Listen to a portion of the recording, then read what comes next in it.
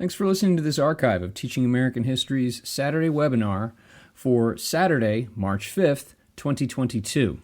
This is the third in our 5-episode series on Populists and Progressives for the spring semester 2022, and focused on parties and candidates in the age of the Populists and Progressives.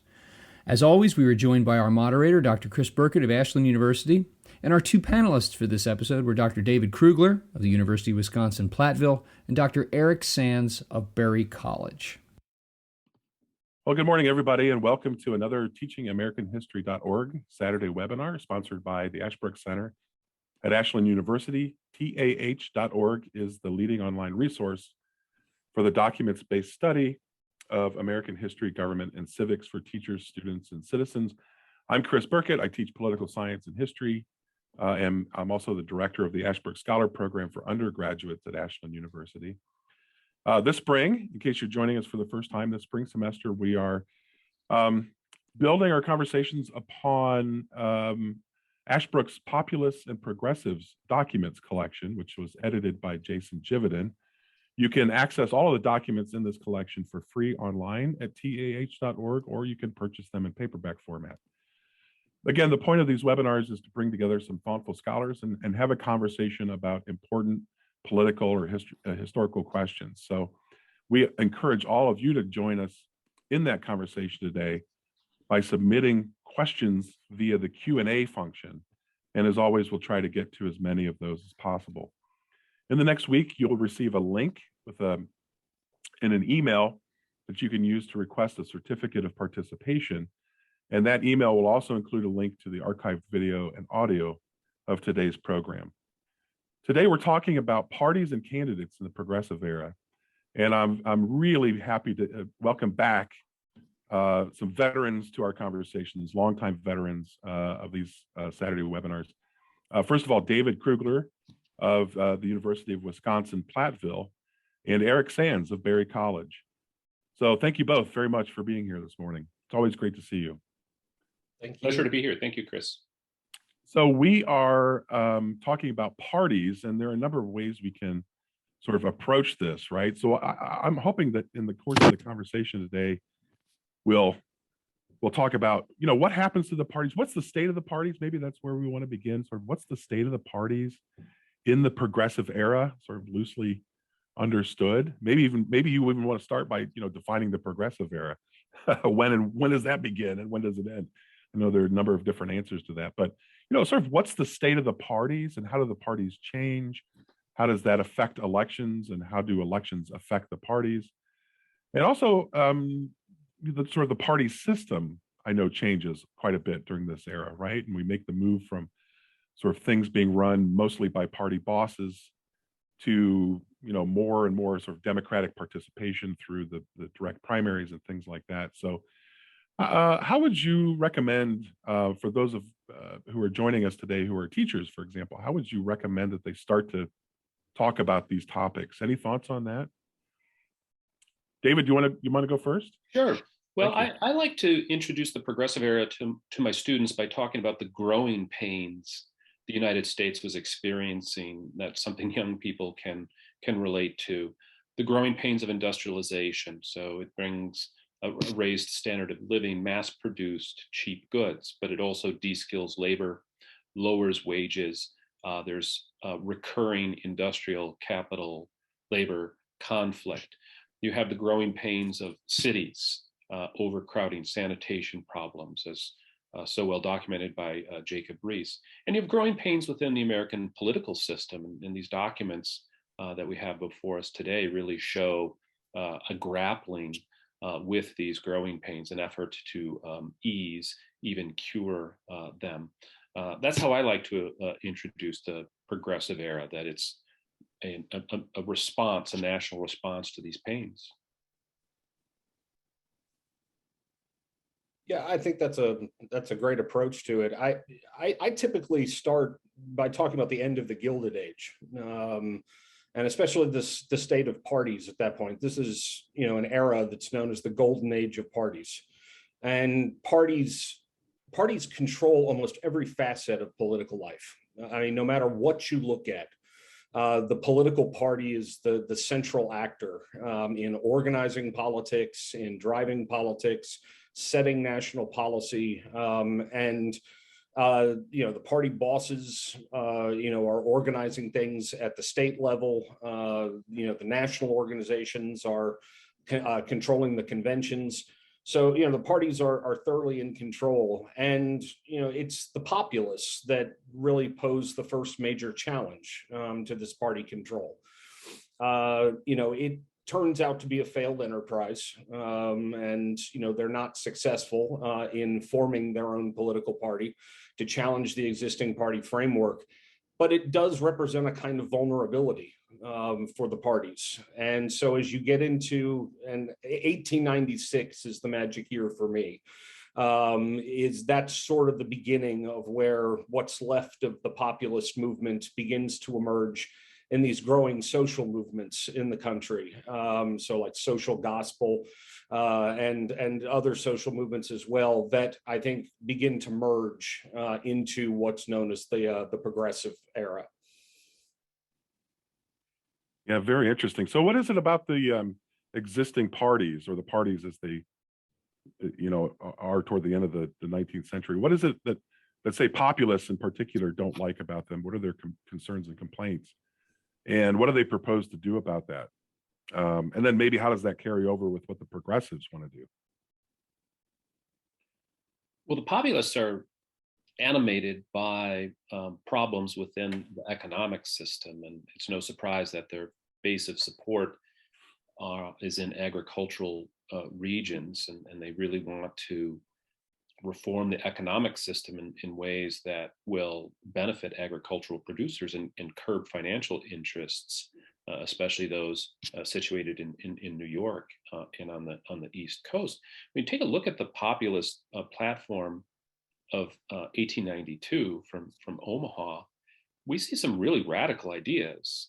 There's socialism within, nationalization of railroads, in order to ensure fair rates for agricultural shippers who often find themselves paying such high rates to ship wheat and other commodities during harvest season that any potential for a healthy profit is wiped out. They're calling for equal pay for equal work, like the Knights of Labor. So they're trying to bring in workers.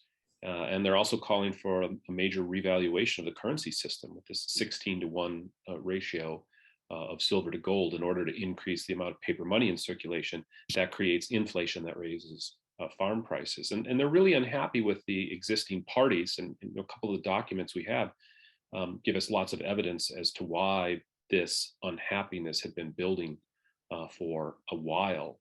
Wilson, in particular, in his essay Wanted a Party, notes that you can't really find consistent policies between the two, that the parties have become institutions in which self-preservation and even self-enrichment are most important.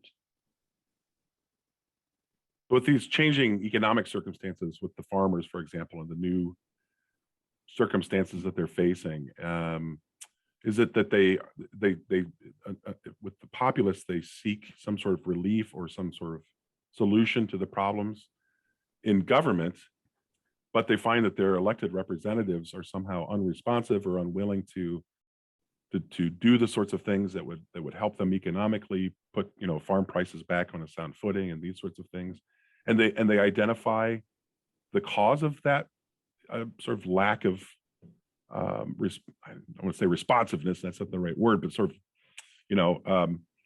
they find this lack of willingness on the part of representatives in government in somehow the nature of the party system itself.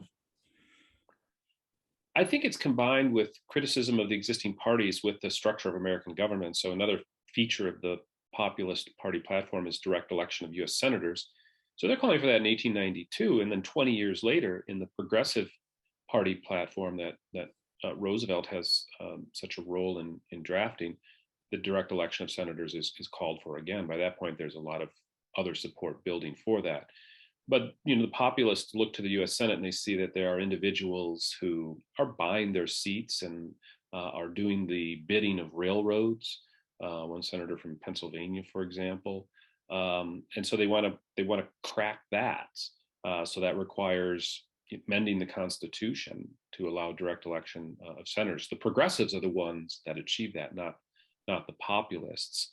But they combine that with an effort to shake up the party system. As Wilson points out in this first essay, a lot of what is happening in the mid 1880s when he's writing is people are worried about civil service reform. For the populists, that's an issue, and maybe Eric wants to talk more about this, but I think that's kind of, on the back burner for them. They're really doing a moonshot, if I could use a more contemporary metaphor. That's a good metaphor. Yeah, I think that's true. For the populists, I think the critique of the parties was twofold. That parties were irredeemably corrupt. Just in top down, whatever level of politics you're talking about, money moves men. It's just, money is exchanging hands. Money is controlling elections. Money is determining the outcome of public policy. It's just a completely corrupt process. And it's the little guy, it's the farmer who ends up bearing the brunt of the policies that are getting enacted. It's the money power that is getting the advantage in all of it. And that sort of ties into the second critique, which is that the parties were becoming undemocratic. That they were in the pockets of the corporate trusts. The trusts basically owned the bosses owned Congress. The bosses owned the convention, so they were the ones determining who the next president was going to be. This was just a completely bought and sold system that had to be completely reworked if we were to make any progress. And the progressives think they can do that by forming their own political party and challenging the existing system. And I don't want to downplay that. They do have some modicum of success in 1892, and then arguably make a bad decision in 1896 to fuse with the Democrats and lose their core identity in the process. But the progressives really take up these critiques. And by the time we get into the progressive era, the progressive hatred of political parties, with the exception of the Wilsonian wing of progressivism, is almost as intense as the founders. There's a dislike of political parties that rivals what we saw at the founding. Yeah, that's fascinating. I want to circle back to that, Eric, your distinction between the sort of Wilsonian take on parties, because he has a different view, as you point out, right? So I'd like to circle back around that at some point. But you were talking earlier about the politicians are in the pockets of big business. The party bosses are out to, are really, is it fair to say, controlling the politicians in many ways, right? So elected officials answer to the party at this time, generally speaking.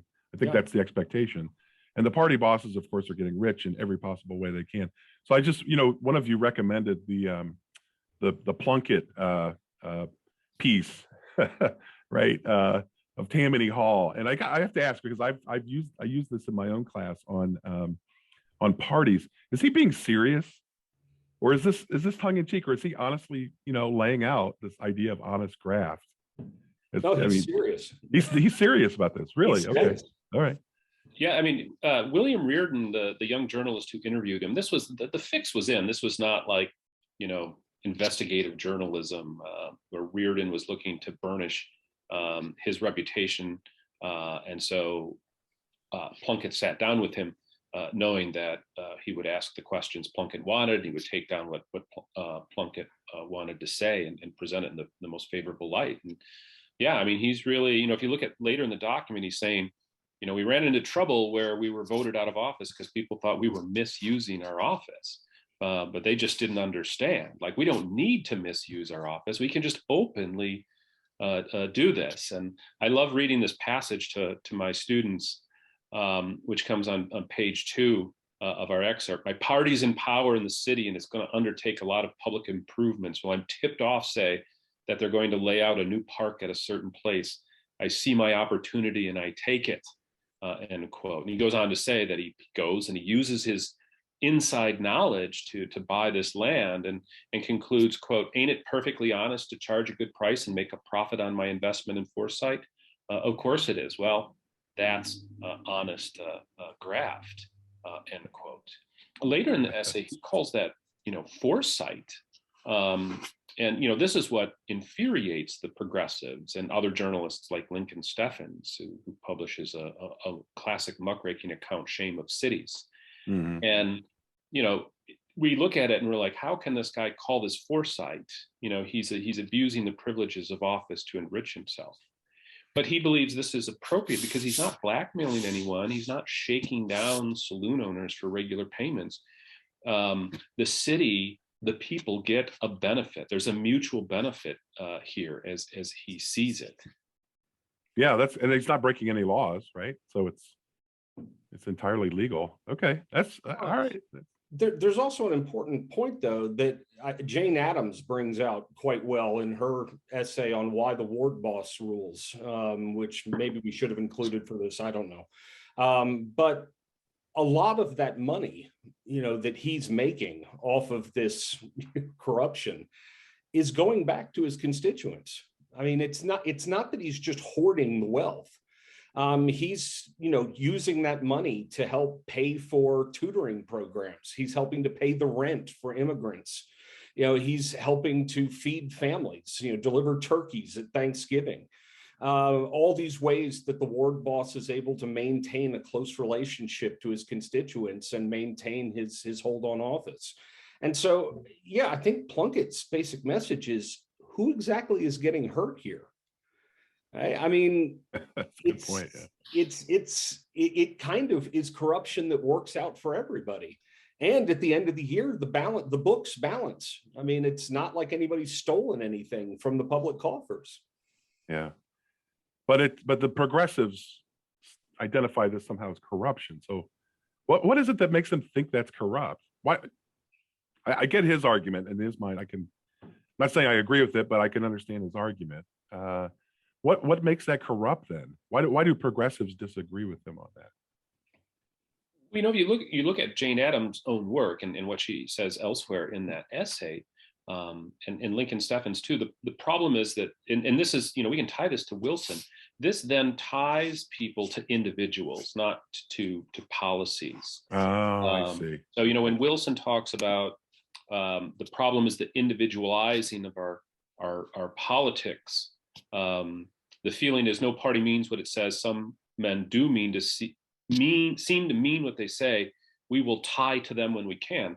So, Plunkitt in this interview is coming across as a straight shooter. He knows that's going to play well to the people he helps out. And the progressives are then asking, sure, the ward boss provides a bucket of coal. It pays for a funeral when grandma dies. It helps out a family with their rent.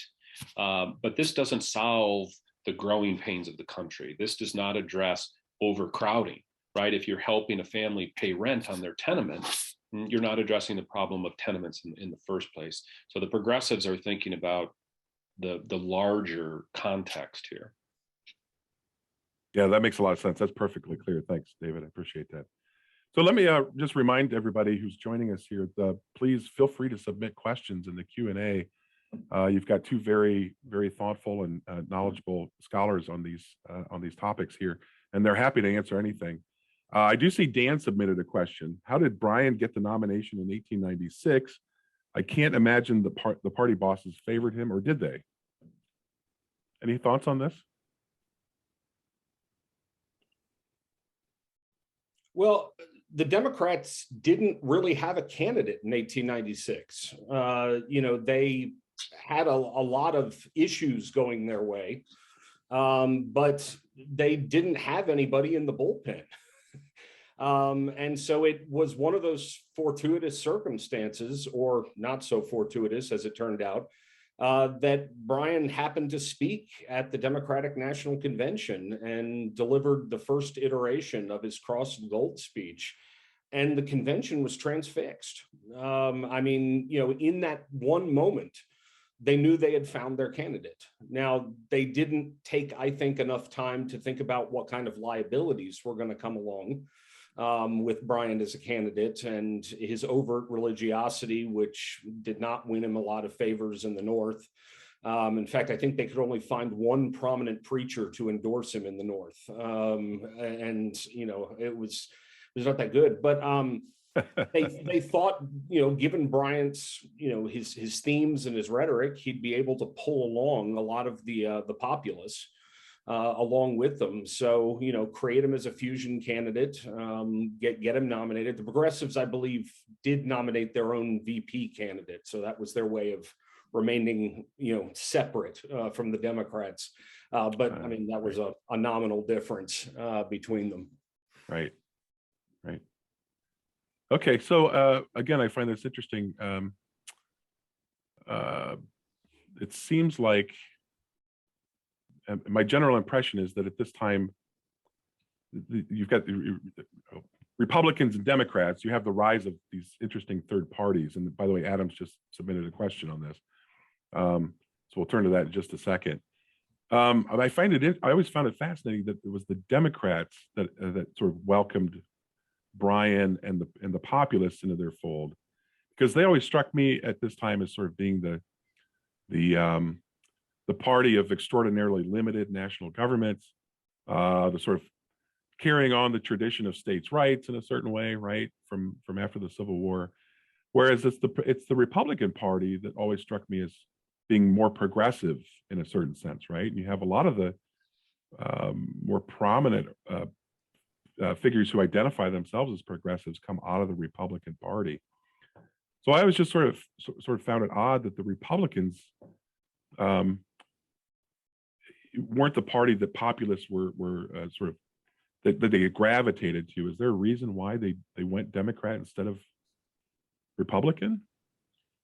Well, I think this is a great question, Chris, and it brings us back to Wilson and the individualization of our politics. As Eric noted, this cross of gold speech, and Bryan was a talented orator. Party leaders say this, maybe this guy with the golden tongue, he can travel on his tongue, to use a phrase from Plunkitt, although we should know Plunkitt doesn't use that as a compliment. So the guy's got charisma, he's got personality. So maybe that's more important. The Democratic Party leaders are banking in 1896 than policies. And if Wilson's right, he's writing 10 years earlier in 1886, that more and more voters are going for the individual and not the policies, then a fusion of the Democratic Party with its conservative approach to a large federal government with the populists' ambitious, even radical vision of greatly expanding the powers of the national government. The Democratic Party is hoping voters will overlook that tension, that contradiction, and go for the speech. I see. Okay. The only thing I'd add to that is the Republican Party was also, even at that time, known as the party of big business. And so there was, I think, a suspicion among the populace about forming an alliance with the Republicans because they were a little too cozy with the business interests. And in 1896, the Republican Party did come out in favor of the gold standard. And the silver standard had been a huge issue for the populace. And was an issue for Bryan as well. And so another reason for them to go with the Democrats. Yeah, great. Thank you. That makes perfect sense, the way you both. Yeah, it's hard for us to imagine today, but at one point in American electoral politics, currency really got people agitated. Yeah, nicely done. Adam asks, what strategies and tactics did nascent third parties utilize to become viable actors and opponents during the progressive era? I mean, you're facing two great traditions. I know the Republicans and the Democrats, those parties technically only go back to the 1850s, but they are, as you know, there's a tradition behind them that stretches back really to the early republic. So, they're the the giants. How what did the third parties do to make themselves competitive in a way?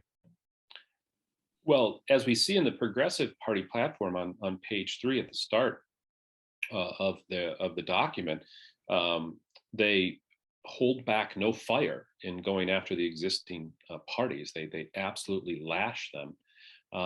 The Progressive Party platform says this about the Republican Party: it has deliberately betrayed its trust, and the Democratic Party has a, quote, fatal incapacity to deal with the new issues of the time.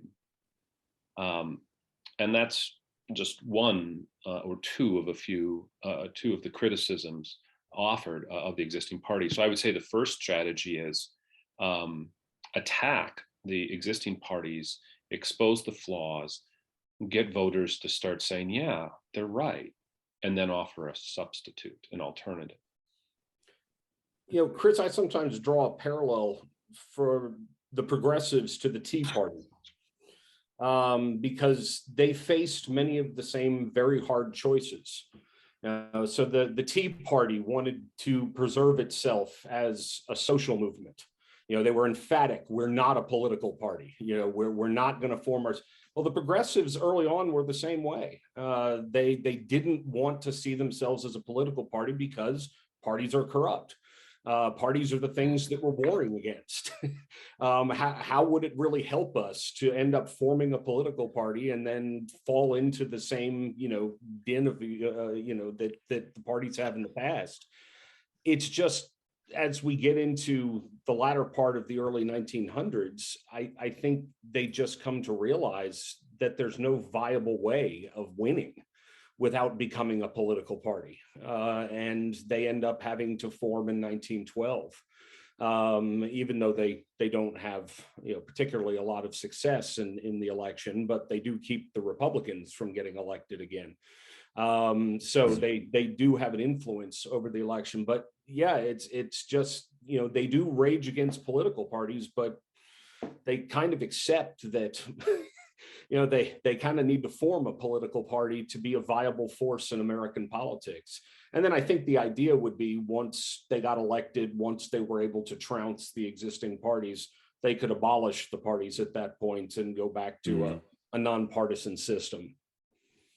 Yeah, that's very interesting. And I know some progressives like Herbert Crowley, I believe, and we didn't include any readings from Crowley, but I believe that was sort of Crowley's hopes for the parties, right?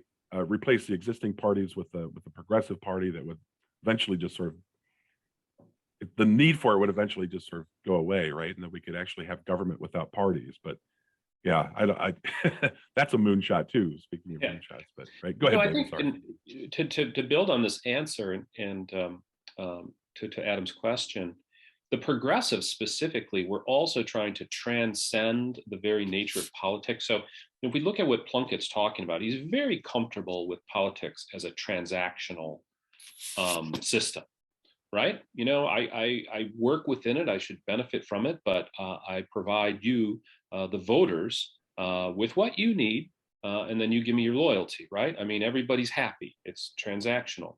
But if you look at the language, the rhetoric of the Progressive Party platform, they're talking about something much more than we're going to lay out policies and persuade you, and then these policies will benefit you. I mean, even if we know the progressives are saying we've got to get rid of corruption, they're still trying to go to a higher level. They don't want politics as usual without corruption. They want a new type of politics. And we see this in the Progressive Party platform on page 3. The party platform early on declares that it is making a covenant with the people. This declaration, our platform, quote, is our covenant with the people, and we hereby bind the party and its candidates in state and nation to the pledges made herein, end quote. That's exactly what Wilson wanted back in 1886, a type of party that is really going to be about policies and not individuals. And the policies are going to be based upon a sacred, inviolable pact between the people and their representatives. And we might note that Wilson was fond of using the word covenant when he releases the 14 points late in World War I. Article 1 calls for a covenant, an open covenant of peace between the nations. So he sort of pushes this progressivism, this view of a sacred agreement into foreign policy. Oh, that's what I was going to say. There's the connotation that there's something sacred about this, right? In the use of the term covenant. That's fascinating. I had never thought of that before. So these are great points that you're throwing out here. So, how does a third party become viable at the time? You need the organization, right? As Erica was saying, that comes from, and the ability to network that comes from forming an actual party, and everything that you just laid out, David. And I was just going to throw out maybe one or two other thoughts to see what you guys think. It seems that the benefit of becoming a party, another benefit, or at least a goal, a necessity really, is that you've got to have some kind of unity. You've got to have some sort of centralized thing, David, as you were just pointing out, right? Central ideas, not just policies, but overarching, almost principles, right? The principles that inform your party. And it seems to me the populists struggled with that, right? I mean, when I read their platform, the Populist Party platforms, I think, how is this a party? What is it what's the glue that's holding this thing together? It seems to me that progressives, especially in 1912, did a much better job of that. Would you say the progressives did a better job at? I mean, was their platform something that really did unify people in that party, or were there still sort of loose ends that made it sort of, a little, little, I don't know, insecure or something like that? It's not the right word, but how would you grade the progressives for providing a platform that provides that kind of unity for those that would, want to unite under the party banner? I mean, it was everything they wanted. It was, a laundry list of their greatest wishes. Direct election of senators, women's suffrage. I mean, the whole gambit is there. Jane Addams was thrilled with the platform when she read it. So it was literally everything the progressives had been working towards since the mid 1890s, all encapsulated into one platform. And so for progressives, I think it certainly had a unifying force to it, even if it was incredibly ambitious, and was probably not going to be able to be pulled off in its entirety. But by that point, the progressives had already succeeded in some ways. So they don't make huge inroads into national politics, although they are successful at infiltration. So both political parties, the Democrats and Republicans, are becoming more progressive. Overall, you get La Follette coming into the Republican Party that's driving his party in a progressive direction. He and TR are going to be, going at it for, the ultimate title of who's the progressive reformer. You have Democrats who are pushing in a progressive direction, like Wilson and others. And you have it going on at the state level. We can't forget what's happening, especially like in the Western states and to some extent in the Northeast. I mean, the Australian ballot is getting passed in a large number of states. So secret voting, which means the parties can't really influence how people are voting at the ballot box. Civil service reform comes back to the fore, trying to clean up the civil service system, although the progressives aren't really going to touch the state machines. They're going to largely remain in place, but the federal machine is going to be tamed significantly. And then, of course, the movement toward primaries is another key piece. They aren't as successful there initially. It's going to take until the McGovern-Fraser Commission before we really start seeing the proliferation of primaries. But another important reform that they saw to break the stranglehold that parties had on American politics. Yeah, I'll add to Eric's superb answer there. We see the further democratization, small d, of American politics with direct election of senators, women's suffrage, that's a high point of the progressive era, the secret ballots, taking the polling process, the polls out of party hands and putting them in the hands of municipal government, nonpartisan oversight. We've got the initiative in referendum, and this crosses party lines. I mean, the two most progressive presidents of this era are Teddy Roosevelt and then Woodrow Wilson. So the progressives failed to win the presidency, but by losing, they actually win, because especially during Wilson's first term, we see a flurry of constitutional amendments.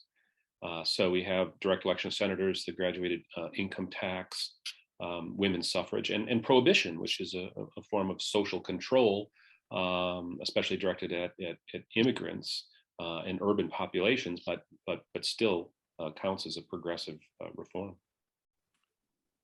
Yeah, that's really interesting. So, David, you remind me, and especially in light of what Eric was saying earlier, the Progressive Party platform includes a lot of proposals to change the parties themselves, the party system, if you want to call it that, elections, right? So even referendum and initiative and recall and all of those other things, David, that you were mentioning, it seems like I can see now, Eric, I think it was you earlier, Eric, who pointed out that there's this idea that if we have a successful third party in the progressives, that eventually that party itself might become sort of effervescent and vanish.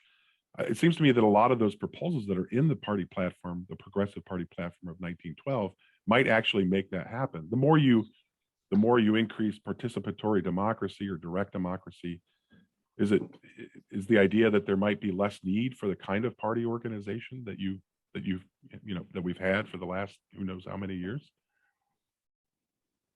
I'm just throwing a thought out. I'm not really asking a question. Sorry, I'm just talking. I'm just talking because these are interesting thoughts you're making me realize for the first time. I think they're interesting to me. So yeah, I would just say I think that the progressives were out to purify the party system. I mean, if you look at their platform, they call themselves a party. They don't shirk from that term or intimate that the party structure is some type of booster rocket that, here we're torturing that moonshot metaphor, but once, you reach the moon, you drop the party and then you don't need it anymore. But it's interesting to note that, the progressives, whether or not winning these elections, just get these policies in place. Yeah. And not just within the progressive era. On the bottom of page 6, it's easy to miss, but the progressives in this laundry list, as Eric nicely noted, of everything they want, a laundry list that's thrilling, uber progressives like Jane Addams. There's this goal, quote, the protection of home life against the hazards of sickness, irregular employment, and old age through the adoption of a system of social insurance adapted to American use. Now, that becomes one of the leading goals of the Democratic Party under Franklin Roosevelt and carrying forward into the Great Society and even into Barack Obama's administration. He's the third Democratic president to attempt an expansion of national health insurance above and beyond Medicare and Medicaid and pulls it off. I mean, this comes back to what the progressives are calling for in 1912. So progressivism by the end of the 20th century and at the start of the 21st century is seemingly embedded in one of the existing parties that the progressives were denouncing 100 years earlier. Yeah, that's a great point. So the Progressive Party platform of 1912, it's not just, I mean, it is a platform for that election, but it in many ways becomes a kind of, the laundry list, as you say, becomes a kind of manifesto of sorts. I don't want to push that too far, but of goals, right? It's laying out the aims of progressives and progressive-minded Americans that may take time. You're right. It's amazing how many of these things start to really come to fruition under the New Deal, and then perhaps again in the Great Society and beyond. But it has had lasting influence in American politics. I think we can say that for sure. Yeah, I think it's worth saying again, though, if you look at that platform from 1912, it's not just that, there's an anti-party screed in it. It's that it's the very first thing in the platform. It's not something that comes midway or towards the end. They put it right at the top. These are things we have to get out of the way in order to have all of the rest of this. And you combine that with Teddy Roosevelt's the right of the people to rule speech and some of the other speeches he's giving at the time. You do pick up these elements of a movement towards direct democracy. And that if the people are allowed to choose themselves, well, why wouldn't they choose these things? These are all things that are tailor-made to help the American people. It's the parties that stand in the way of government providing these kinds of services, which is why we've got to get them out of the way. Yeah, that's a great point. And so this kind of reminds me again of Adam's question about what did third parties do to make themselves, competitive in a way. And start off by pointing out that the existing parties have lost their way. They're no longer in line with sort of the American tradition or the American idea or ideal, right? But so in a certain way, the progressives, I think, are claiming that they are aiming to restore America to its proper sort of course or trajectory or principles in a way. And what we've lost, Eric, is democracy, right? Over the last how many decades? So progressives want to restore the sort of American democratic ideal. I think that's the kind of rhetoric they use. I'm not sure they want to do it exactly the way that it used to be done, but they at least want to re-inject a kind of democracy into our politics. Sorry, go ahead. That's exactly right. I think one of the hard things for the progressives is that in trying to rework these parties to bring them more in line with the American tradition, the progressives sometimes lost sight of the fact that parties were never part of the American tradition. Oh, that's a great point. Yeah. Parties weren't supposed to be part of American politics. We built a constitutional system that was supposed to be nonpartisan. The parties weren't supposed to be there. So parties grew up organically in American politics. They took on a life of their own and developed their own unique character and their own unique culture. So it's always, to me, been a little hard, reading the progressives to see a lot of this. Well, the parties have departed from, America's, origins and their traditions and stuff. Well, yeah, but were they ever really part of America's traditions? I don't really think so. Plus, I personally think the progressives overread the extent to which America's traditions are purely democratic. I think they confuse democracy and republicanism, the parties were always more Republican than they were Democratic, but they performed certain democratic functions, especially by attaching people to the government as a conduit of information and as a conduit for civic virtue. Yeah, I'm really glad you pointed out the confusion on the part of the progressives, Eric, between direct democracy and Republican form of government. And we see TR doing this in the document. We have the right of the people to rule. And I would suspect that Roosevelt is doing this, knowingly. And so he's doing it for his own purposes. But he really goes after Taft. When Taft offers a very accurate definition of Republican government, that the people choose the few representatives who will govern them, Roosevelt unloads on him and says, here he is promoting the tyranny of the minority, denying the will of the majority. But if Roosevelt believes that, then he doesn't fundamentally understand the structure of American government as set up in the Constitution. And I think he's doing so in order to gin up support for the workarounds to the constitutional system, the Federalist system, that he's proposing. Like, he says it in the speech, and then it shows up in the progressive platform that if the states, you don't like a law, then allow the people or a judge's decision, allow the people to overrule it. Yeah, there's a healthy. I have to be careful how I say this. I don't want to say it's not a healthy distrust of the people, but there's a cautiousness on the part of, I think of founders like James Madison, and you think of Federalist 10, right, in 51. It's not a distrust of the people, but you have to, it seems like with republicanism, the idea is you have to find a way to take sort of popular opinion and filter it, right? Filter the passions out through the process of representation. And of course, I know you guys you've taught this, Madison is deeply concerned with the problem of majority faction in popular governments. Roosevelt, he explicitly states, right, doesn't he, in this piece, The Right of the People to Rule, he's more concerned with the tyranny of the majority than he is, or minority, sorry, than he is with tyranny of the majority. So I don't know, I don't want to overread that, but it seems like that's a pretty significant sign. David, I'm just basically repeating what you were saying, more thought. You said it more eloquently than I have, but right, that's an indication that there is a shift taking place from how, what's the benefit of republicanism versus democracy. If you want democracy, you don't want rule of the minority, right? Or you're concerned with tyranny of the minority. If you're sort of pro-Republican, again with the lowercase r, you're also concerned with sort of tyranny of the majority, and those things have been built into our institutions. And Roosevelt again is trying to, I don't want to say tear down, but get around them somehow, right? With these initiatives and referendums and things like this.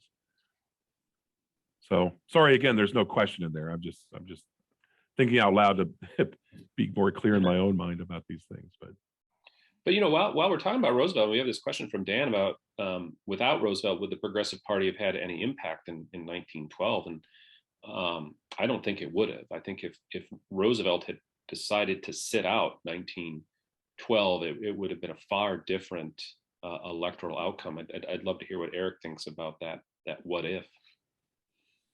Yeah. I can't imagine that they would have had any impact at all. Any impact would have been nominal.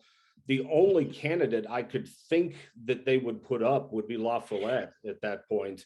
And he had already been characterized by Roosevelt as having a mental breakdown by that point. He delivered a speech, I think it was 1908, 1909, something like that. And he rambled on for something like 4 hours. Kept repeating himself over and over again and got very flushed. And Roosevelt put out a rumor that he had a mental breakdown, and he was largely dismissed at that point. So I don't even know how viable he could have been for the party. So yeah, it had to be Roosevelt. That's no doubt about that.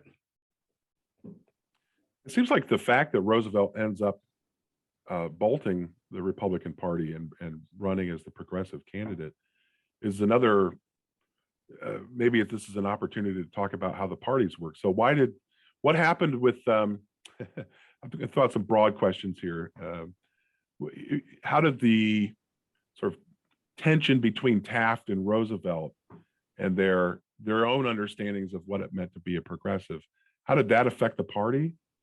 And how did that sort of play out in the nomination process in 1912 for the Republican candidate? And why? So short question. Why did TR? What led the Republican Party to nominate Taft over TR? I guess. Well, I think it was a dozen or so states had introduced primaries, but in many cases, including New York's, they were not binding.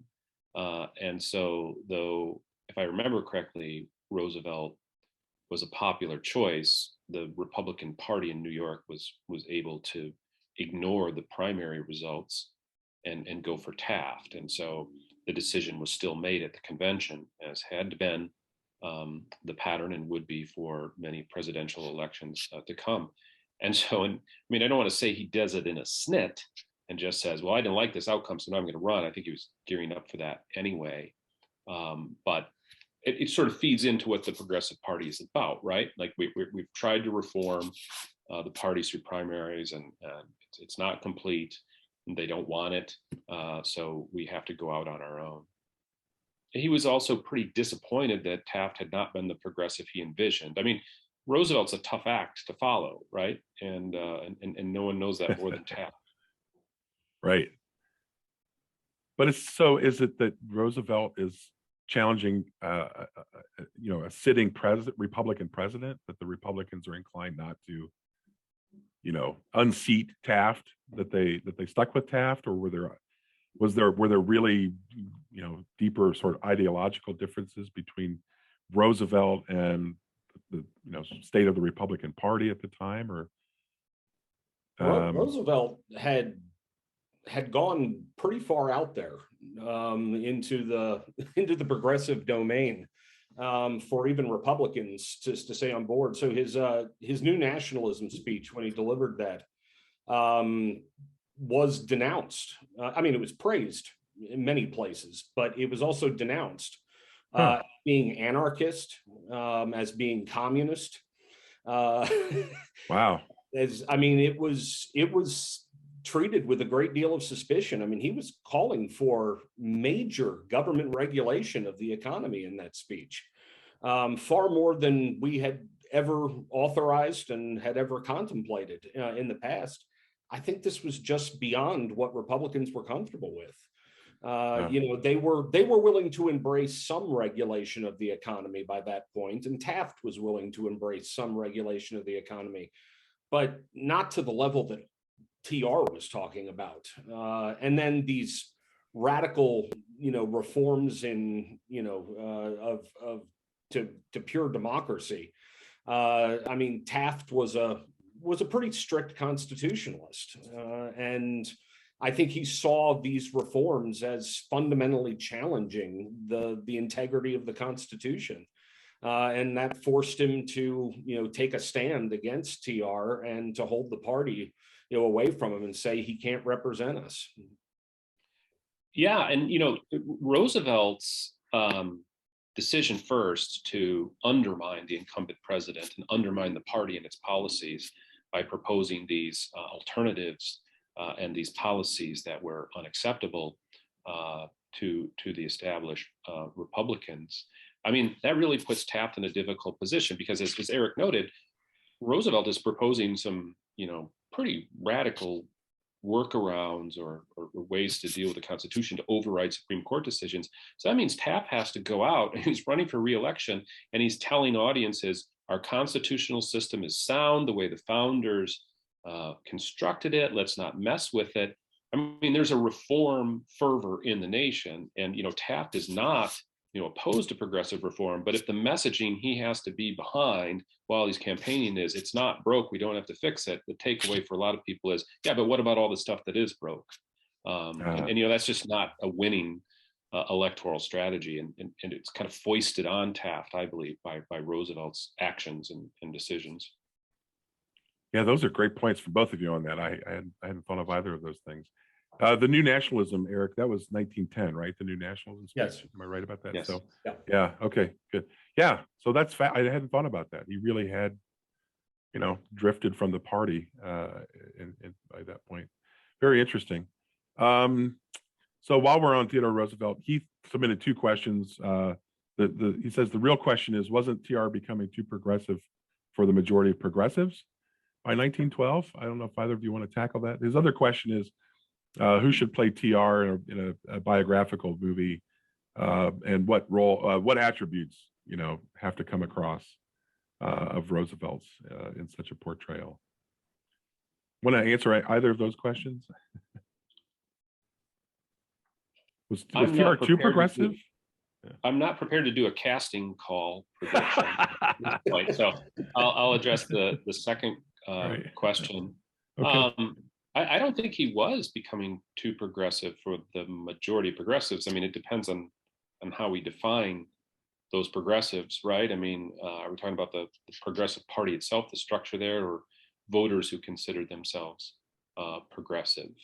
I don't think La Follette thought he was too progressive. As Eric noted, that the two men were not close, and they had a lot of tensions between them. But policy-wise, what this platform is calling for is what La Follette's behind, and Wisconsin implements some of this at the state level: unemployment insurance and workers' compensation, for example.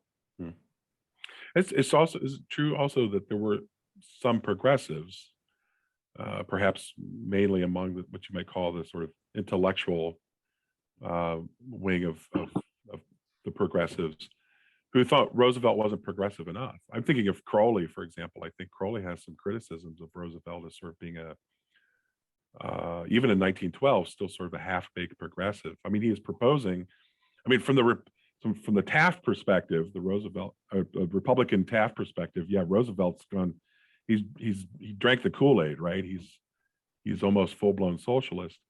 But you have other progressives like Crowley and maybe John Dewey, if I'm not mistaken, who think that, you know, Roosevelt's a halfway progressive in some ways. He's calling for pretty radical measures, but he still somehow subscribes to, how does Crowley put it, a sort of, he still has one foot in the old way of thinking about the importance of individual rights and these sorts of things. So I think Roosevelt, yeah. So David, the way you're answering it is depends on which progressives you're asking. I think, right? I think that's the right way to do it. For some progressives, he's pretty radical. For others, he's not. Yeah. Go ahead. There's also a general observation that can be made about American politics that the idea guys always think those who actually run for office aren't fully one of them, but that's because they don't have to go out and do it. I mean, they don't have to campaign, raise money, and win elections. It's a lot easier when you're John Dewey or Crowley and you're just at your desk.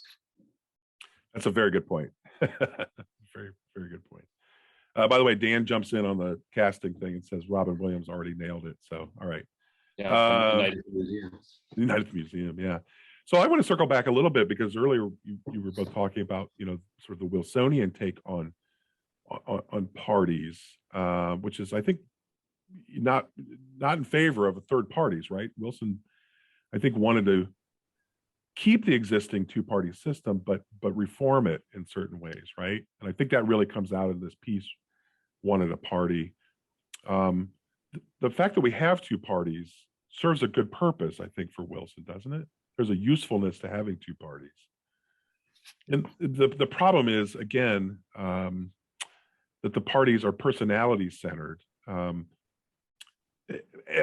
But often, I think Wilson also mentions, often there's not much difference between the policies of the parties. I think what Wilson envisions, and you guys correct me if I'm off on this, my sense of Wilson on the parties was, what you want are two strongly competitive parties in the sense that they're very different, so that you can give the American voter sort of clear choices. And if it's clear what the parties stand for, this is the party of this is the party of that, then that also helps the voter identify the candidates and distinguish between the candidates. Again, it's kind of subtle, I think, in Wilson, but I think one of his concerns is that the parties and the candidates themselves, sometimes there's just not, how do you know what's the difference between them? And maybe that's the effect of candidates being expected to simply toe the party line and being under the control of bosses. But it seems like Wilson wants to preserve the two-party system and is not a big fan of third parties. Is that a fair? Yes, I think that last part. I think that's an entirely fair reading. Now, I think he's influenced quite heavily by his early study of parliamentary government. I think he sees parliamentary government as being superior to the separation of powers system that we utilize in the United States. But what I think he really likes about the parliamentary system is how responsible parties are. You know, they're responsible to the prime minister. The minister, you know, comes in with a programmatic agenda, dictates to the parties how they're going to implement it. The parties pass the agenda and we move forward. And the people are given those clear choices. They know what they're getting from the parties. And so, you know, the prime minister implements his agenda. We decide on whether we like, and then a new prime minister or two new parties, you know, begin to form. They have new programmatic agendas, and, you know, we start the process all over again. So, I mean, he didn't refer to it by a particular name, but, you know, scholars have referred to it as the responsible party thesis. And, you know, this basic idea that Wilson didn't, you know, he wasn't anti-party, he just wanted responsible parties. I see. You know, he wanted parties that were accountable to the president.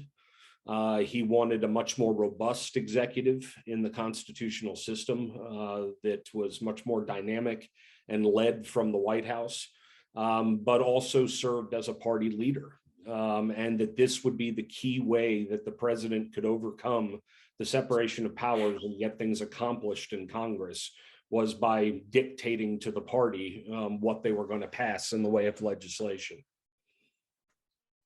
Right. And thank you for bringing that up, Eric, because this is a fundamental transformation of the chief executive's responsibilities, which Wilson carries out, and he's building off what Roosevelt has done in his stewardship concept. And you look at passage of the 1906 Meat Inspection Act. I mean, Roosevelt's saying there's no reason the president can't be involved in this, in writing legislation and in other forms of legislation as well.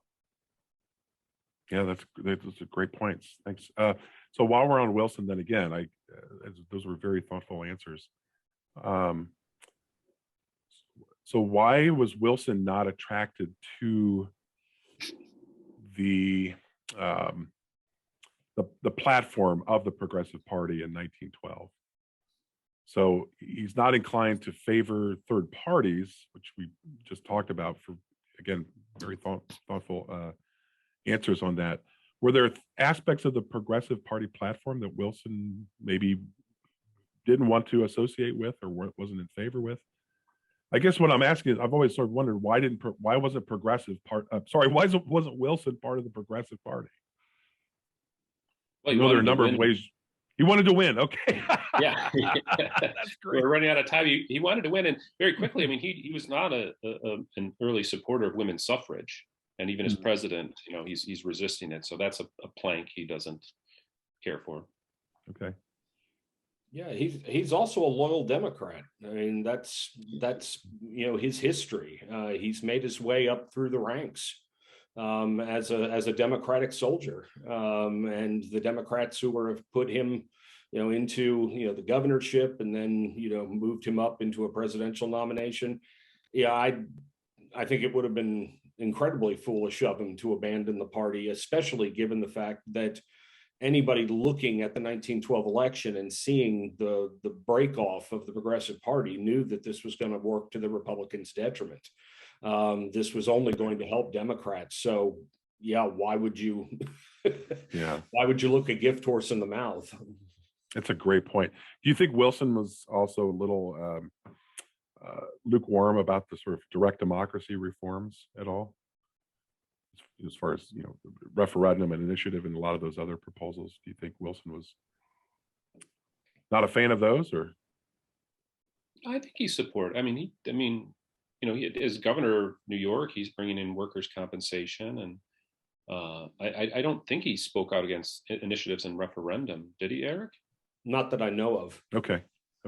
But I will be honest, I don't recall him ever speaking about them at all. So I don't know whether to interpret that as he was tacit approval or disapproval. I guess that's what led me to think maybe he wasn't a big supporter of them, because he's not.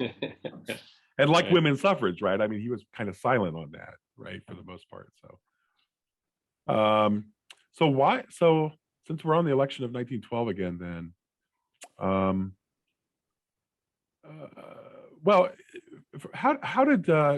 was it possible that Wilson became the candidate? I mean, he's known as a progressive, right? How does he become the candidate of the Democratic Party in 1912? Had the Democratic Party become that progressive by that point, or were they, sort of blind to certain aspects of Wilson's progressivism, or how did he get to the nomination? Well, as of 1896, when the Republicans took control of both houses of Congress, the Republican Party became a juggernaut. I mean, it was seen as undefeatable. So 1896, 1900, 1904, 1908, I mean, Republicans are winning by huge margins. And they literally look unstoppable. There's nothing we can do to oppose them. I think this forced the Democratic Party to move left. If they were going to be competitive in national elections, they had to move their core values and their core beliefs in a more progressive direction, because the Republicans, were clearly winning by being the more progressive party. And that's what I kind of meant by both of the parties becoming more progressive. This is why I don't think we ever ended up with a progressive party that, was successful and, competed consistently in American elections. Is that both parties eventually became progressive. Both parties adopted most of the major tenets of progressivism and supported implementation. And so I think that's where Wilson comes in is, he's on the, he's not as far to the left as other people are in progressivism, but certainly a lot further to the left than the Democratic Party was in 1896. And it's a sign of how important that was to the party that they selected an individual who had only won one major election previously to running for the presidency, and that just 2 years earlier. So he's a great point. Governor for 2 years and has very limited electoral experience as a result. And a college professor before that, which means he has even less actual experience in real things, right? So I'm just one exception. partly joking. Dealing with difficult personalities. Yeah, right. Okay, fine. That should have disqualified him right there. Being a college president. Being detached from reality, So I've heard this, this is a question of debate. I get asked this all the time. So with the rise of the progressives as a third party in the election of 1912, is that why Wilson won?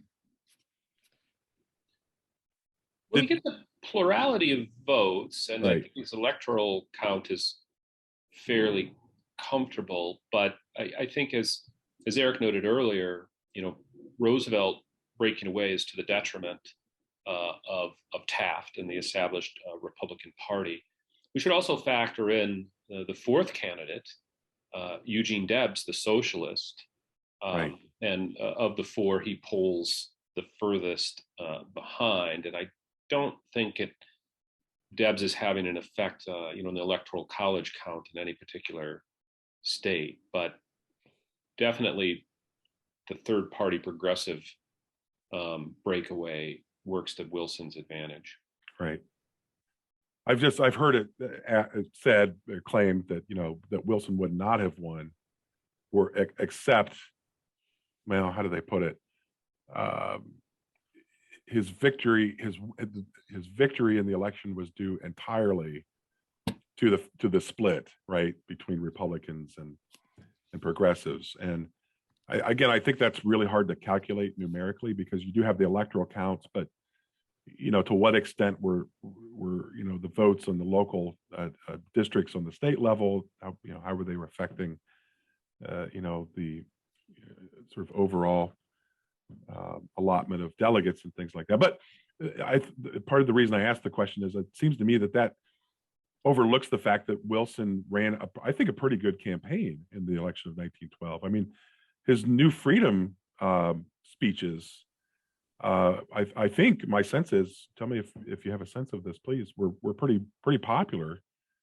And Wilson went on he did go on a campaign, right? He did speak. He went on, he gave speeches during the campaign, I believe, right? Various parts around the country. Is that something new around this time, by the way? Well, William Jennings Bryan was the first to do it in 1896. Oh, okay. Prior to that, the presidents were running front porch campaigns. Okay. So they stayed at home, waited for people to make pilgrimages to their hometowns and greet them, at thetheir doors. It just must have been really bizarre. Just thousands of people showing up at your house just to shake your hand. Just there's something very strange about that. Yeah. But Bryan is the one who breaks this and goes on a whistle stop tour around the United States. He ends up giving his Cross of Gold speech something like 1,000 times over the summer. Oh, that's right. Just over and as many as like 6 times in a day. It was something just insane. But after Bryan does this, other candidates then start doing these kind of public campaigns. I see. And it starts humbly enough, just a few rallies and that kind of stuff, but it grows bigger. And I know Wilson did traverse a good portion of the country giving speeches. Yeah, the 1912 election sees a lot of travel by the candidates.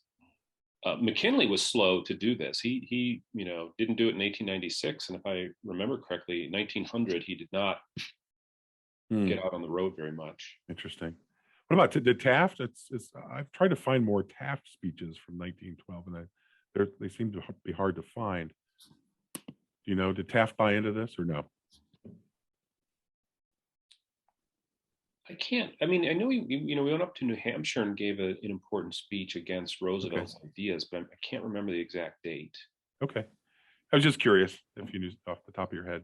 You know, I quickly pulled up a 1912 Electoral College map, and I had forgotten this. Taft only won 8 electoral votes. Right. And Wilson racked up 435. Roosevelt got 88. And won a handful of states. But Wilson did very well in Republican strongholds like Wisconsin. Right. Yeah, it's just taking really the South, but the Great Plains and in the Midwest. Yeah. The Midwest. It's fascinating. So again, I'm very grateful to both of you for being here today and helping us think these things through. We just have a minute or two left here.